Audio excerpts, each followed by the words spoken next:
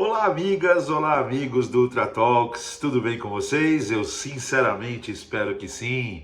Sextou e com as sextas-feiras chega essa nossa oportunidade desse bate-papo aqui através do novo formato aqui do Ultra Talks, o nosso Fim de Talks, onde analisamos as notícias interessantes que aconteceram ao longo da semana e principalmente naquelas em que eu consiga dar os meus 20 centavos de colaboração. Vamos às notícias. Na terça-feira, a notícia do portal Bom Dia Mercado, editado pela PicPay, a Febraban, a pesquisa de economia bancária e expectativas, revisou para cima o crescimento da carteira de crédito, da oferta de crédito no Brasil, um crescimento apontado, uma expectativa de crescimento de 10,3% contra 10% projetados na publicação anterior da pesquisa, que foi em junho. Cresceu aí 0,3% a expectativa da carteira de crédito no Brasil. Elas melhoraram em todos os segmentos, mas com especial destaque para as carteiras de recursos direcionados. Se você não entende isso, vou tentar explicar rapidamente. Do total da carteira de crédito do Brasil, do total da oferta de crédito no Brasil, a primeira divisão que existe são os créditos com recursos direcionados e, do outro lado, as carteiras de recursos livres. Os recursos direcionados são aqueles mais sensíveis às políticas públicas. São aqueles que são impactados por subsídios do governo e até capital público. São regulados pelo Conselho Monetário Internacional. Um exemplo, toda a rede de fomento que está sendo criada para a recuperação do grande estado do Rio Grande do Sul. Todo esse dinheiro está baseado dentro da carteira de recursos direcionados. Não significa que carteiras de recursos livres não estejam ofertando dinheiro no Rio Grande do Sul, deixar isso bem claro, mas o grande valor advém aí de políticas públicas, são carteiras dentro de estruturas de recursos direcionados. Dentro disso você tem duas subcategorias, aquelas em que o preço, a condição financeira daquela operação de crédito é regulada, é tabelada, e as que não são. A grande maioria tem alguma instrução com relação ao valor do spread cobrado, ao valor dos juros cobrado para o tomador. Dentro dessa carteira de recursos direcionados, você tem a subcarteira de PJ, recursos direcionados para pessoa jurídica, em que a expectativa foi remodelada para 12,6% de crescimento contra 11,7% na edição de junho, e os recursos destinados à pessoa física, ou os recursos destinados às famílias, como eles chamam no apontamento, que também cresceu, teve a sua expectativa majorada para 11,6% de crescimento contra 10,9% na pesquisa de junho. Já na carteira de crédito livre, de recursos livres, aquela que é mais afeita às instituições que não são públicas, as ofertas normais, ao crescimento das ofertas de crédito através das fintechs e tudo mais, ele cresceu, o apontamento de expectativa de crescimento é de 9,5% contra 9,2% na pesquisa de junho, um pouco mais tímida, Aí com especial atenção ao crédito para as famílias, esse foi o que cresceu, 11% contra 10,6% de expectativa de crescimento na pesquisa de junho. O dado negativo fica novamente onde talvez, como sociedade, tenhamos mais necessidade de oferta de crédito para uma demanda que é super latente, que é no PJ das carteiras livres, As ofertas com recursos próprios, não ligados a iniciativas governamentais, para as PJs. Essas já tinham a menor expectativa de crescimento, 7,4% em junho, e se mantiveram em 7,4%. O que denota aquilo que eu já venho falando há algum tempo. Uma boa notícia, no final das contas, um aumento da carteira de crédito de expectativa de aumento de 10,6%, 2 dígitos, parece bastante, em termos de volume financeiro é muito dinheiro, mas ainda é muito pouco, como eu já disse várias vezes aqui, ainda é muito pouco para transformar a nossa economia. Uma grande economia precisa de muita oferta de crédito. Eu não estou aqui apontando que os agentes, os ofertantes de crédito são os únicos culpados. Nós como sociedade, como um todo, o arcabouço regulatório, a dificuldade de se cobrar, a reputação de responsabilidade ao devedor, uma série de coisas, que a gente sabe que ainda são complexas no Brasil, Mas a gente precisa, como sociedade, a gente precisa, todo mundo, nós empreendedores, executivos do mercado, nós como usuários, o mundo político, a gente precisa se atentar para esse detalhe, a gente precisa crescer urgentemente a oferta de crédito no Brasil de forma consistente, com qualidade, mas precisa. E precisa principalmente no mundo do PJ. E principalmente no mundo dos famosos PJinhas, que são aqueles heróicos empreendedores que têm uma dificuldade enorme para fazer o seu negócio acontecer, porque o fluxo de capital para eles ou é complexo, ou é caro, ou é complexo e caro. Só se fala de antecipação de recebíveis, que eu tenho uma visão muito própria, eu não acho que isso é crédito, o dinheiro gera do cara, né? É uma antecipação apenas, de dinheiro que gera do cara e é cobrado ainda muito dinheiro em cima desse crédito. Então a gente precisa aumentar muito. Tem um dado ainda mais positivo se a gente olhar para a edição de fevereiro da pesquisa, que apontava uma expectativa de 8,4. De 8,4 para os agora atuais 10,3, estamos falando de quase 2 pontos percentuais de aumento na expectativa de crescimento do mercado de crédito, né? Mas de qualquer forma, eu acho ainda um número tímido. A parte mais positiva é que, como nós estávamos passando no segundo semestre do ano passado e no começo desse ano por uma crise grande de crédito, podia haver até uma expectativa de retração.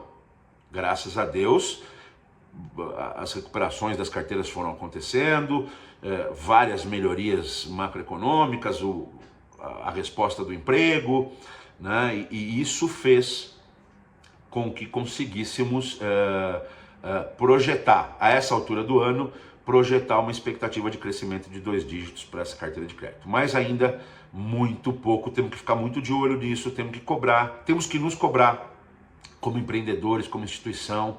A gente segue ofertando os mesmos produtos, os mesmos desenhos, né? Quando tem uma notícia boa de crescimento, ela está muito lastreada nos recursos direcionados, que tem muito a ver com o poder público, né? Cadê a nossa criatividade como empreendedor, né? Cadê a nossa capacidade de fazer disrupção nesse que sim é um mercado que, a partir do momento que for remodelado com a disrupção das novas ofertas e com as novas tecnologias, ele pode provocar uma cascata positiva, uma avalanche de coisas boas a partir daí. Então precisamos olhar com muita atenção para esse ponto.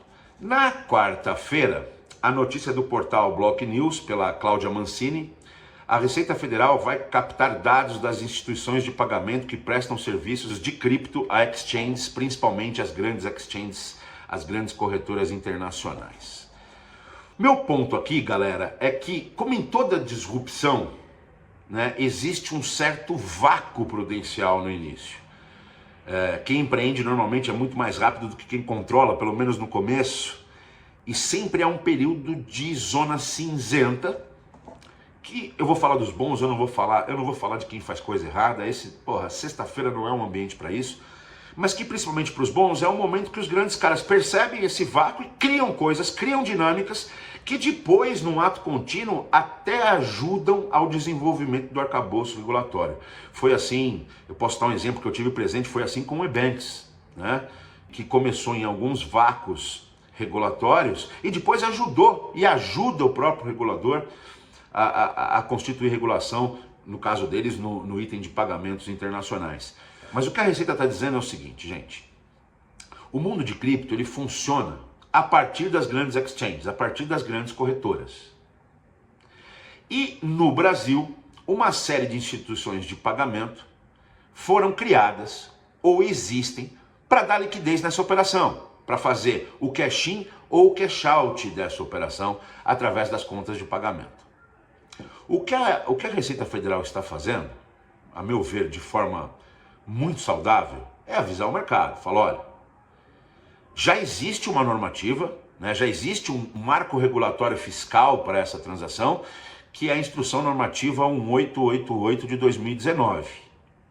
Então, já existem coisas muito claramente definidas lá, e inicialmente o que a Receita está dizendo é: estejam 100% aderentes ao que diz a instrução normativa, porque nós já sabemos que tem gente que não está aderente. E nós vamos começar a cobrar.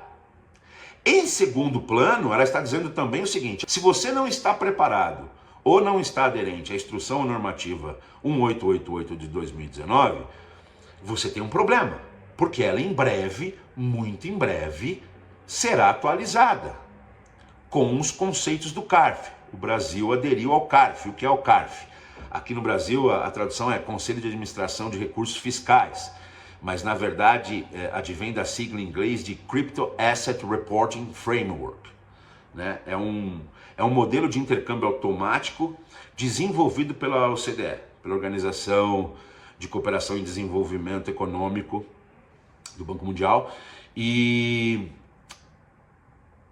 o Brasil aderiu a esse intercâmbio, a esse framework, como forma de se padronizar, como forma de estar totalmente aderente às dinâmicas que estão acontecendo globalmente, de intercâmbio, principalmente informacional, a respeito do trânsito desses capitais, e é imperativo que a gente esteja completamente alinhado. E a Instrução Normativa 1888 de 2019 já precisa ser atualizada com base na aderência que o Brasil fez a esse programa.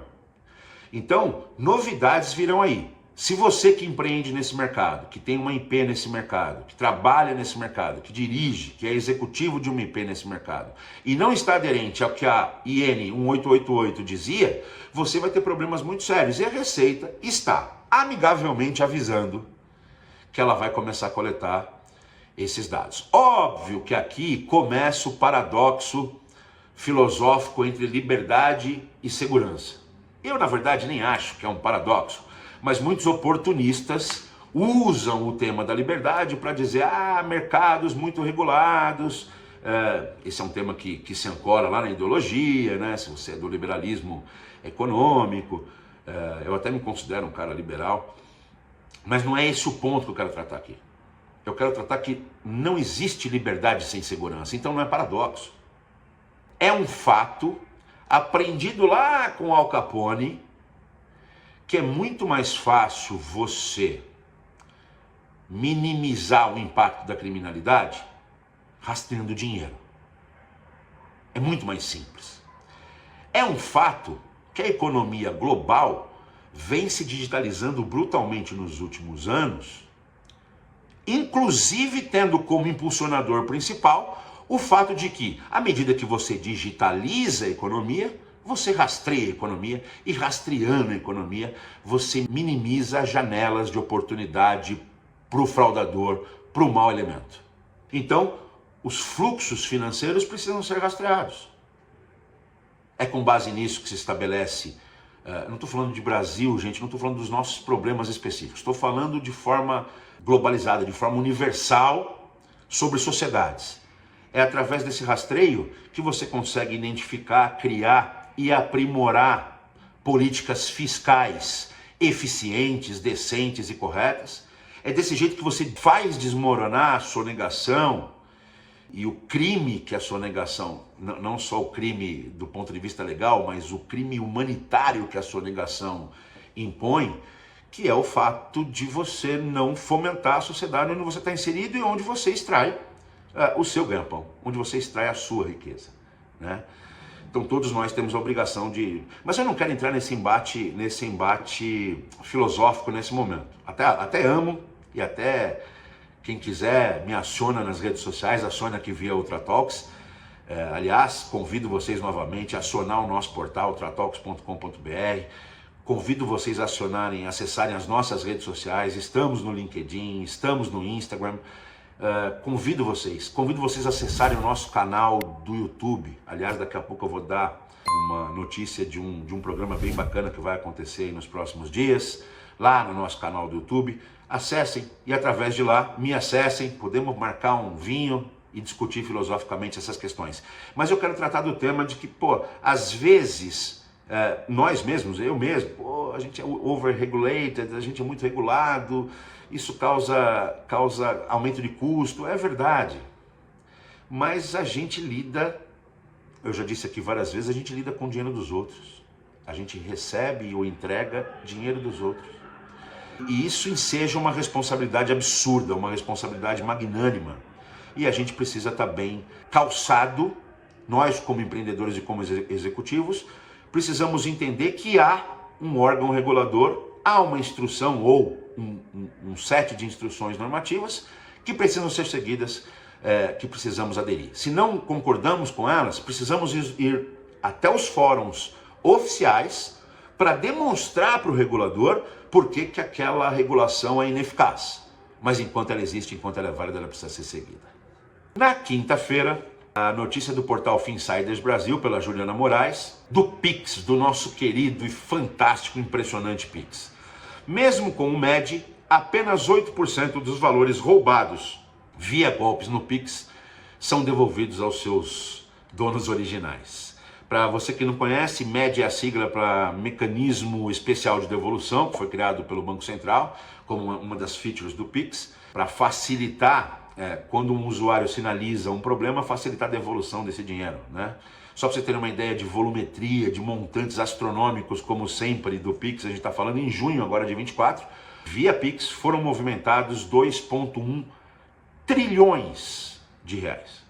Repito, 2,1 trilhões de reais foram movimentados via Pix em junho, e desses 2,1 trilhões, 452 milhões de reais, 0,02%, foram reportados ao MED como transações fraudulentas. Quando a gente olha assim, 0,02, realmente, o nosso Pix enquanto índice, o nosso mecanismo de instant payment, ele é bem seguro, enquanto índice ele ainda não apresenta números alarmantes. 0,02 é um número de fraude, mas fraude é ruim, né? Fraude não deveria existir, deveria ser 0,0, deveria ser zero absoluto, né?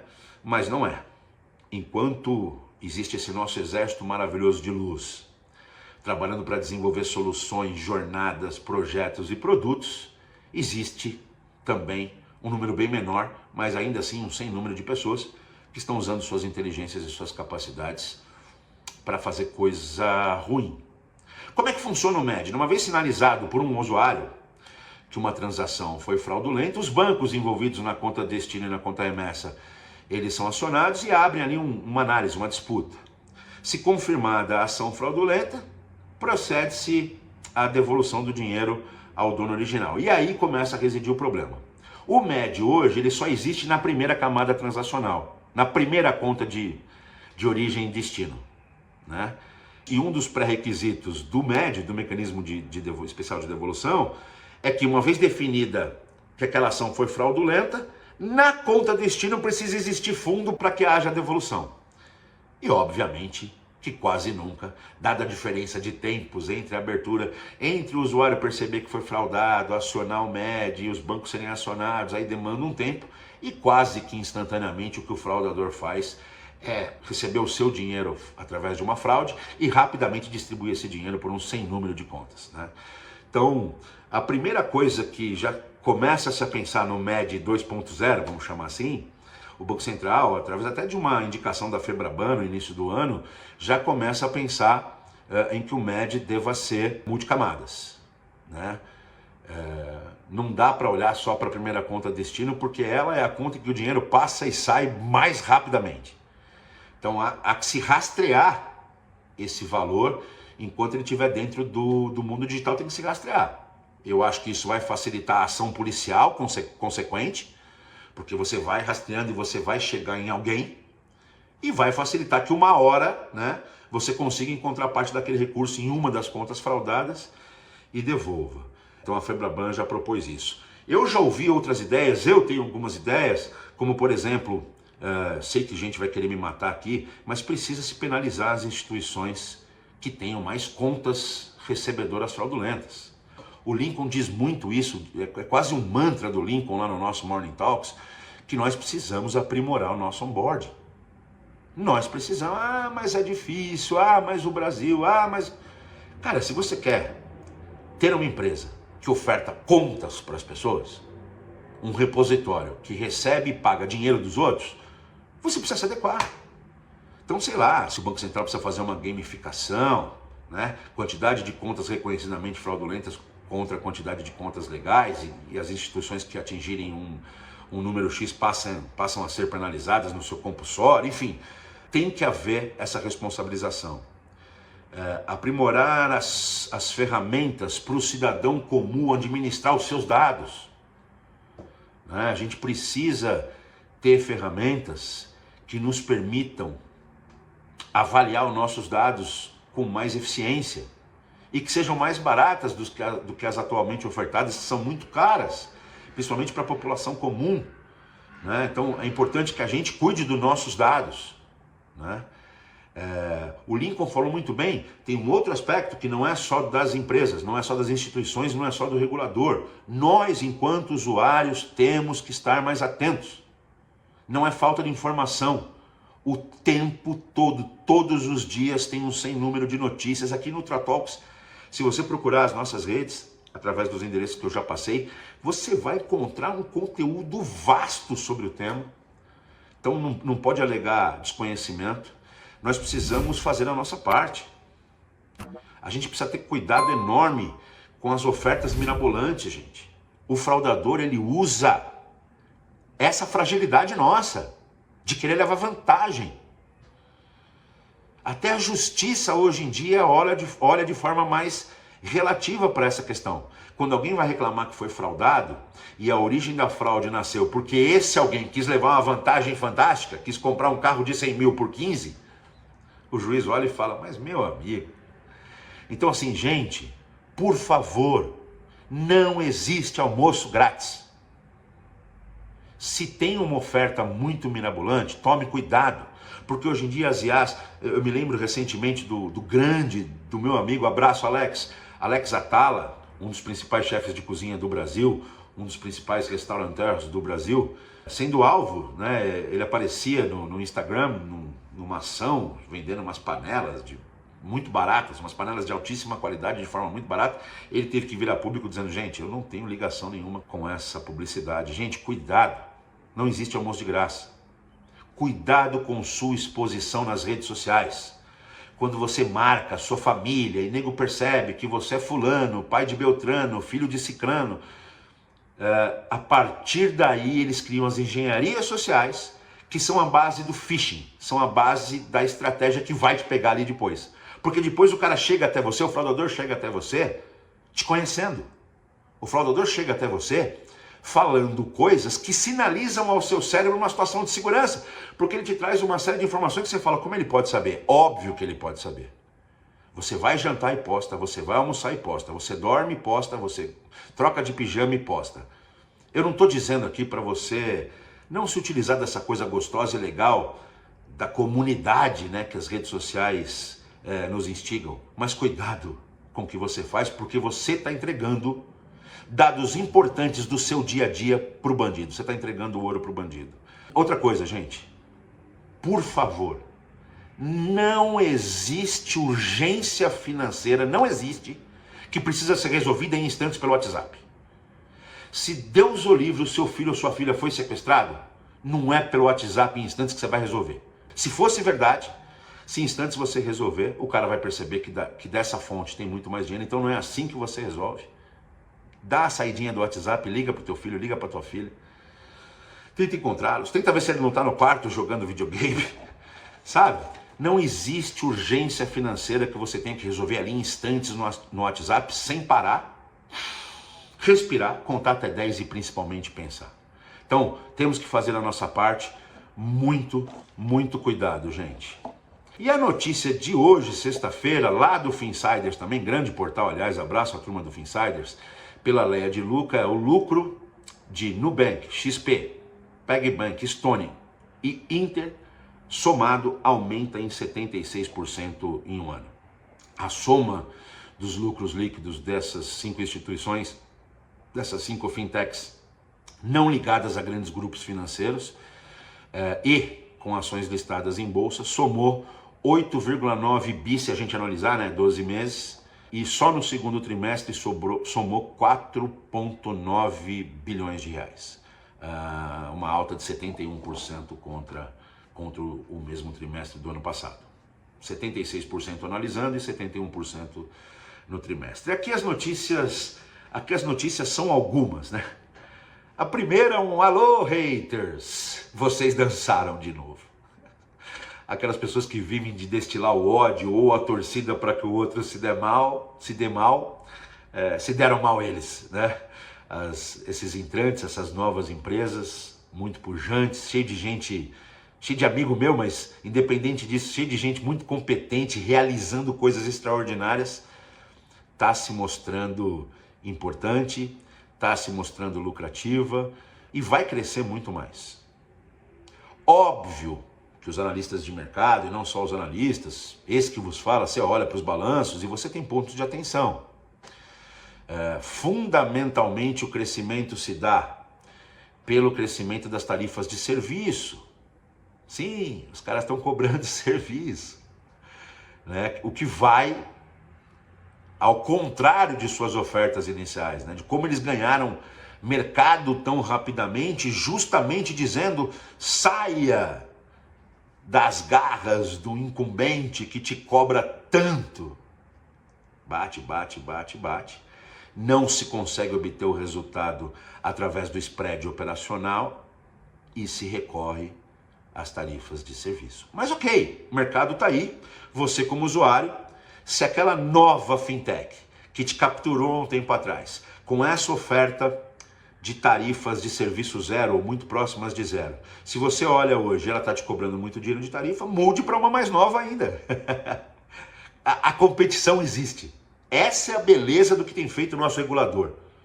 Ele está fomentando a competição. Então tem outras oportunidades.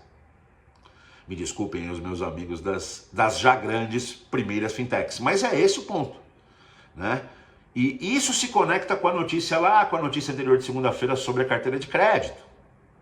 Percebam, a hora que apertou a questão da necessidade da rentabilidade, os novos, os arautos da novidade e da disrupção recorreram a quê? A mesma receita de bolo anterior, cobrando serviço, cobrando tarifa. Então, tá na hora de nós, enquanto mercado, nos olharmos e falando assim, pô, o que a gente está construindo de diferente de fato? Não de cor extravagante pintada, mas o que a gente está construindo de oferta diferente de fato? Por que não existe até hoje um rebanco?